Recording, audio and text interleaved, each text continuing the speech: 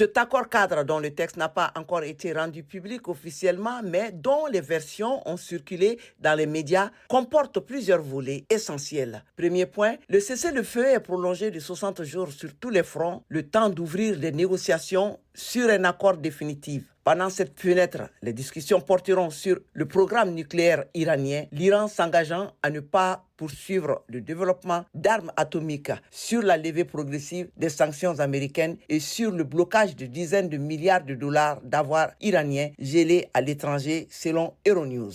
Deuxième point, c'est peut-être l'élément le plus important, concret pour le reste du monde, la réouverture du détroit d'Ormuz. Les États-Unis lèvent leur blocus des ports iraniens. Le passage maritime redevient libre pendant 60 jours. Avant le conflit, près d'un cinquième du pétrole échangé dans le monde transitait par ce corridor stratégique.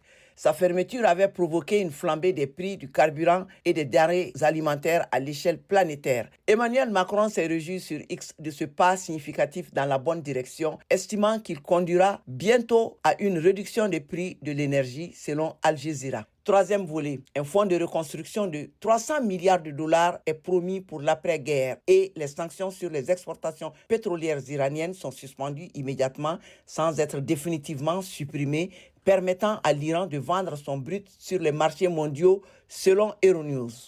L'accord a été salué par de nombreuses capitales. La Chine a appelé les deux parties à aborder les prochaines négociations rationnellement et pragmatiquement. La Russie a exprimé son soutien. Le directeur général de l'AIEA, Raphaël Grossi, a approuvé le texte en déclarant sobrement: c'est bien que le mémorandum soit en place. Maintenant, le travail technique commence. Mais l'accord suscite de vives critiques, notamment en Israël, où des voix de tout l'éventail politique le qualifiant de catastrophe. Tenu à l'écart des négociations, Israël se retrouve dans une position délicate. L'accord prévoit un cessez-le-feu sur tous les fronts, ce que l'Iran interprète comme l'obligation pour Israël de cesser ses opérations contre le Hezbollah au Liban et de retirer ses troupes. Or, Israël a juré de maintenir sa présence militaire au sud Liban.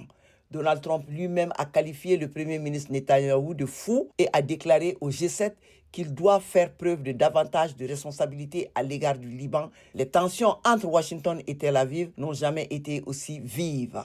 Au fond, la grande question reste ouverte. Qui sort vraiment gagnant de cet accord? Les analystes de l'Institut pour l'étude de la guerre estiment que Téhéran sort du conflit dans une position stratégique plus forte que ne le laisse entendre la présentation officielle, avec un accès rétabli au marché pétrolier, des milliards débloqués et des réseaux de proxy régionaux, Hezbollah, Houthi, milices chiites aussi puissantes que jamais. Pour Washington, la vraie inconnue reste de savoir si Trump parviendra à arracher dans ces 60 jours un accord nucléaire plus solide que celui de 2015 qu'il avait lui-même torpillé. Les discussions pour un texte définitif devraient s'ouvrir dans les prochains jours. La Suisse, selon nos informations, devrait accueillir les premières négociations dès aujourd'hui vendredi. Un développement majeur sur la scène internationale dont nous suivrons chaque étape. Fabienne Traoré pour Radio Kunafuni.